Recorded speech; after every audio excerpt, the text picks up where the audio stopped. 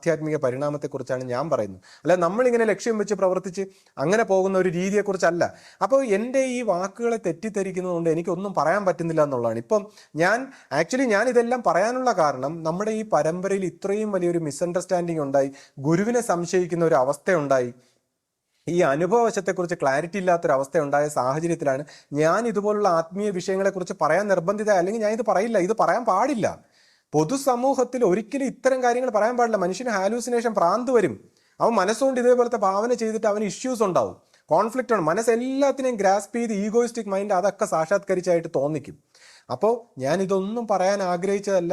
പക്ഷേ എന്നാൽ എൻ്റെ ഗുരുവിൻ്റെ ഒരു വലിപ്പം അല്ലെങ്കിൽ ഗുരുവിൻ്റെ ഒരു മഹത്വം ഇത്രയാണെന്ന് തെളിയിക്കാൻ വേണ്ടി ഇങ്ങനത്തെ ആത്മീയ വിഷയങ്ങളോട് നമ്മൾ ചെറുതായിട്ടെങ്കിലും കടന്നു പോയിട്ടുണ്ട്, അത് നമ്മൾ മനസ്സിലാക്കിയിട്ടുണ്ടെന്ന് തെളിയിക്കാൻ വേണ്ടി മാത്രമാണ് ഞാനിത് പറഞ്ഞത്. അതും നമ്മൾ ഇന്നുവരെ കേട്ടിട്ടില്ലാത്ത മറ്റൊരു ഭാഷയിൽ, നമ്മൾ ഇവിടെ കേട്ടിട്ടുള്ള ഭാഷയിൽ പറഞ്ഞ അത് നമ്മളെല്ലാവരും കാണാപ്പാഠം പഠിച്ച് വേറൊരു രീതിയിൽ ആലസ്യത്തിലാണ്, ഉറക്കത്തിലാണ്. അതുകൊണ്ട് ഗുണമില്ല.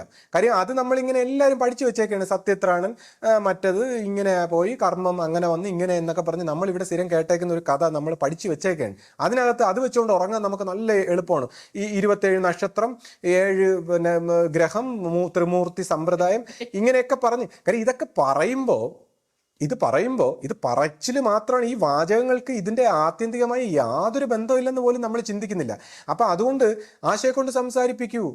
ഇത് ഞാനിങ്ങനെ എക്സാജുറേറ്റ് ചെയ്ത് ഇത് പറഞ്ഞാലേ അതിന് ആൾക്കാർക്ക് മനസ്സിലാവും. അതായത് ഈ അഹന്ത, നമ്മുടെ അഹന്ത എന്നോട് പറയുന്നു, അയ്യോ എന്നെ ഒന്നും പഠിപ്പിക്കല്ലേ, എനിക്കൊന്നും കേൾക്കണ്ടേ, എനിക്ക് ഈ പുതിയ അറിവൊന്നും വേണ്ടേ, എന്നെ രക്ഷിക്കണേ എന്നാണ് എൻ്റെ അടുത്ത് നിലവിളിക്കുന്നത്. നിങ്ങൾ ഈ പറയുന്ന പുതിയ അറിവൊന്നും വേണ്ടേ, വേണ്ട വേണ്ട വേണ്ട, എനിക്കെല്ലാം ഗുരു പറഞ്ഞു തന്നിട്ടുണ്ടേ, എനിക്കൊന്നും പഠിപ്പിക്കല്ലേ, ഇനി കൂടുതലൊന്നും പഠിക്കണ്ട.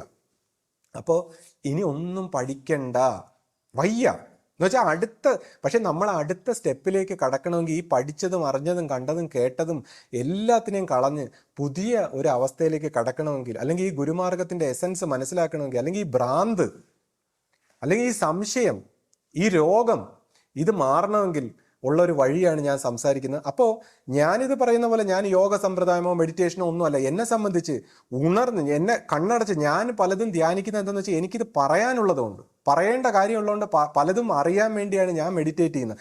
അല്ലാതെ എൻ്റെ ആധ്യാത്മിക പുരോഗതിക്ക് എനിക്ക് കണ്ണടച്ചിരുന്ന് മെഡിറ്റേഷൻ വേണ്ട. അത് ഞാൻ ഉണർന്നിരുന്നുകൊണ്ടുള്ള മെഡിറ്റേഷൻ, അതായത് വളരെ ശ്രദ്ധാഭക്തിയോടെ ഇൻറ്റൻസ് ആയിട്ടുള്ള എൻ്റെ കർമ്മത്തിലൂടെയാണ് എൻ്റെ ആധ്യാത്മിക പുരോഗതി നടത്തേണ്ടത്. അല്ല കണ്ണടച്ചിരുന്ന് മെഡിറ്റേഷൻ ചെയ്യുന്ന അതിനല്ല. ഞാൻ കാര്യങ്ങൾ മനസ്സിലാക്കാനും എനിക്കിത് പറയാനും വേണ്ടി മാത്രമാണ്. അപ്പോൾ നമ്മൾ ഇതിനെ തെറ്റിദ്ധരിച്ചു കഴിഞ്ഞു. അപ്പോൾ എൻ്റെ വാക്ക് തെറ്റിദ്ധരിച്ചെങ്കിൽ ഗുരുവിൻ്റെ വാക്ക് എങ്ങനെ, ഏത് രീതിയിൽ നമ്മൾ തെറ്റിദ്ധരിച്ചിട്ടുണ്ടാവും? ഗുരുവിൻ്റെ വാക്കുകൾ നമ്മുടെ ഈ പരമ്പരയിലുള്ള ഓരോ വ്യക്തികളും ഏത് രീതിയിൽ തെറ്റിദ്ധരിച്ചിട്ടുണ്ടാവും?